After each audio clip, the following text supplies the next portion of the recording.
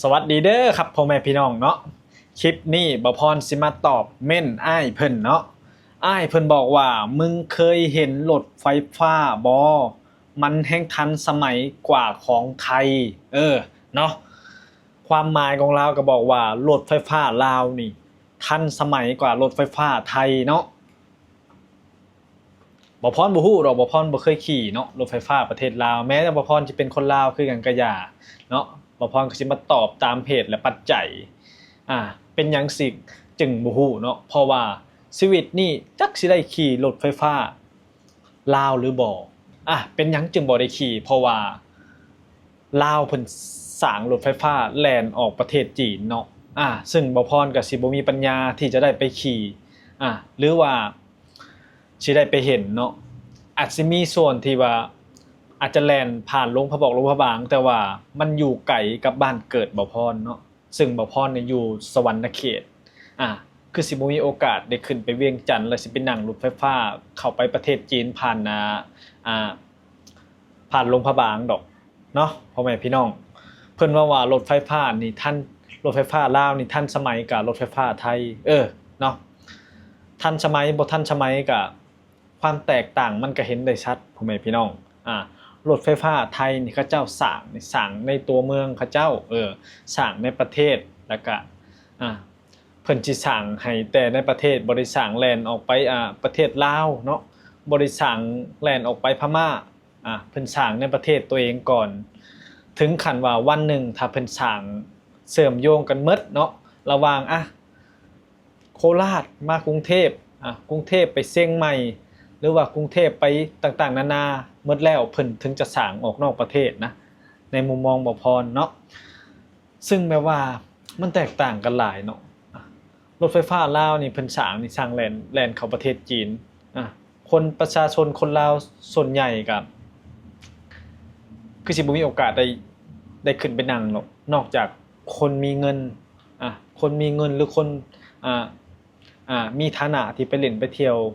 อหลีจึงสิได้ขี่เนาะแต่ประเทศไทยนี่ถ้าไผอยากขี่ไผก็ขึ้นไปขี่ไปนั่งได้เพราะว่าเพิ่นสร้างเฉพาะในกรุงเทพหรือในประเทศเพิ่นบ่ได้สร้างแล่นออกไปไกล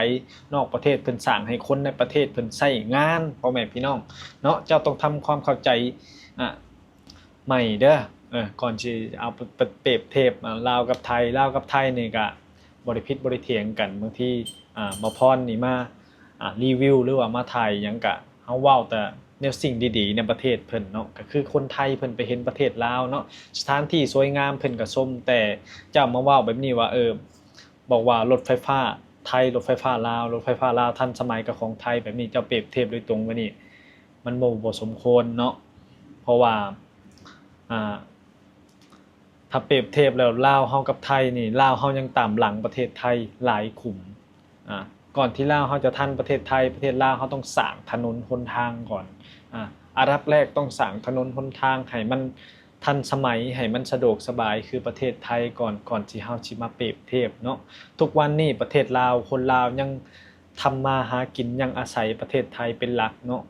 เข้าใจว่าคนรวยเขาอาจสิบ่ได้อาศัยแต่คนส่วนใหญ่ประชาชนรากหญ้าหรือว่า6 70 80%ชนหลายคนลาวสิเป็นคนยากจนก็เข้ามาทำการทำงานในประเทศไทยเนาะถ้าบ่มีประเทศไทยคนเหล่านี้ก็สิจักสิทำมาหากินจังไดเนาะเว้าเรื่องของอยู่ของกินตามธรรมชาติมันก็มันก็บ่มีคือแต่ก่อนเนาะทุกวันนี้อยู่ประเทศลาวแฮ่งข้าวยากมากแพงของใช้จ่ายนี่เงินก็เฟ้อของก็แพงเนาะ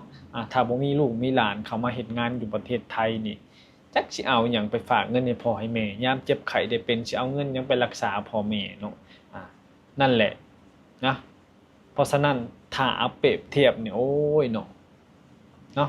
ถ้าเอารถไฟฟ้าหรือว่าเอาหันเอานี่มาเปรียบเทียบมันบ่คุ้มควรดอกเปรียบกับสู่ไทยบ่ได้เนาะก็เว้าตามความจริงบ่ได้มีอคติอันนี้แต่ว่าถามว่าภูมิใจบ่ในเกิดเป็นคนลาวนี่ก็ภูมิใจเนาะถึงจะ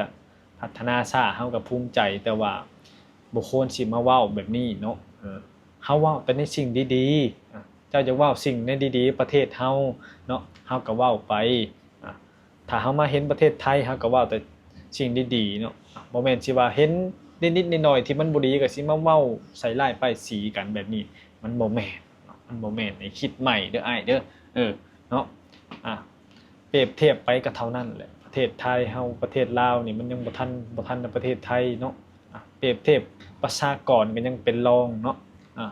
ความสร้างสาถนนหนทางตึกหรือว่าสิ่งต่างๆเนี่ยประเทศไทยนี่เพิ่นไปฮอดไสแล้วเนาะเพิ่นพัฒนาไประดับโลกแล้วประเทศไทยนี่เว้าเรื่องเศรษฐกิจอีหยังหลายๆอย่างเนาะแม้กระทั่งในอาเซียนเนี่ยไทยเนี่ยบ่ฮู้เนาะว่าประเทศใดที่ว่ามั่งคั่งกว่ากันนะเอาเฉพาะในอาเซียนเนาะก็อาจสิมีประเทศใดแลก็อาจสิมีอยู่แต่ว่าไทยนี่ติดท็อปๆแน่นอนเนาะเว้าเรื่องความเจริญรุ่งเรืองของประเทศไทยสังเกตเบิ่งการสร้างรถไฟฟ้าใต้ดินอยู่ประเทศไทยเพิ่นก็มีเลยเนาะถนนหนทางด่วนหรือว่าทางยกระดับประเทศเฮายังบ่มีเลยแต่ว่าประเทศไทยเป็นสร้างแล้วเสาต้น1ต้นเป็นล้านๆคิดเอาพ่อแม่พี่น้องแม้กระทั่งประเทศลาวเฮานี่เซเว่นก็ยังนำเข้าจากประเทศไทยเนาะเฉพาะสวรรณเขตเซเว่นมีแค่2สาขาเนาะแต่ว่าอยู่เวียงจันทน์บ่ฮู้แต่สวรรณเขตเนี่ยเพิ่งมี2สาขาเฉพาะเซเว่นเนาะเซเว่นประเทศไทยนี่อันดับ2ของโลกเนาะอันดับ2ของโลกเป็นรองแค่ญี่ปุ่นนะเท่าที่จำบ่ผิดหรือว่าอาจจะข้อมูลผิดก็ขอโทษขออภัยพ่อแม่พี่น้องเว้าเรื่องความแตกต่างมันก็เห็นได้ชัดว่าประเทศไทยนี่เพิ่นพัฒนาไปฮอดไสแล้วทุกสิ่งทุกอย่างนี่มันไทยเขาติดเบอร์ต้นๆของโลกแล้วเฮาบ่ต้องมาเปรียบเทียบดอกมีแต่เฮาเว้าในสิ่งดีๆซึ่งกันและกันแล้วก็พอบ่ต้องสร้างความเกลียดชังเนาะบ่พรมารีวิวนี่คนไทยเพิ่นก็เห็นดีนำเพราะว่าเฮาก็ชื่นชมตามความเฮาเห็นนั่นแหละอันใดมันสะดวกสบายเฮาก็เว้าไปตามกินสะพานหลอกสะพานลอยเนาะเป็นหยังเพิ่นจังสร้างหลายก็คือแม้นประเทศเพิ่นพัฒนาประเทศเขาโลดหลายเขาก็ต้องสร้างให้มันสมเหตุสมผลให้มันสมดุลกันประเทศลาวเป็นหยังจึงบ่สร้างถ้าเจ้าว่ารถมันบ่หลายก็มันก็บ่แม่นว่าสิบ่หลายเลยได้ประเทศลาวจ้ะเฉพาะสวรรณเขตตอนเย็นๆลงไปเนี่ยโอ้รถติดรถยังเต็มอยู่ได้สะพานลอยก็ยังบ่มีเนาะประเทศลาวถ้ามีนี่น่าจะมีอยู่เวียงจันทน์นะมีอยู่ประมาณที่หนึ่งแหละว่าเรื่องสะพานลอยเนาะมีอยู่ประมาณที่หนึ่งถ้าจำบ่ผิดหรืออาจจะมี2ที่ก็ประมาณนี้บ่เกินที่2ที่เนาะว่าเรื่องการเดินทางไปมาบัดนี้ประเทศไทยเนี่ยเขาเจ้ามีรถเมล์เนาะประชาชนเราหลายรถเมล์เดินทางสะดวกสบายรถอาจจะติดนิดนึงเนาะก็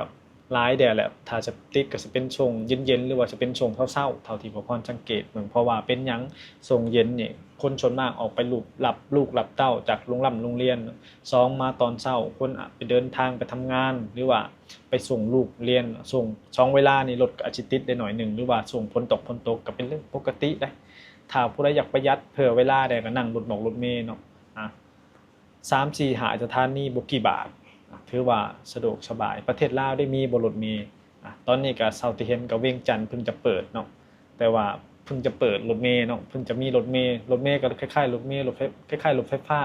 สายสีเขียวของประเทศไทยนี่แหละเพิ่งจะเปิดเดือนนี้หรือว่าต้นเดือนที่แล้วบ่พรก็จำบ่ได้แต่เห็นใกล้เริ่มเปิดแล้วเนาะก็เพิ่งจะมีเนาะเพราะฉะนั้นถ้าสิเอามาเปรียบเทียบเนาะ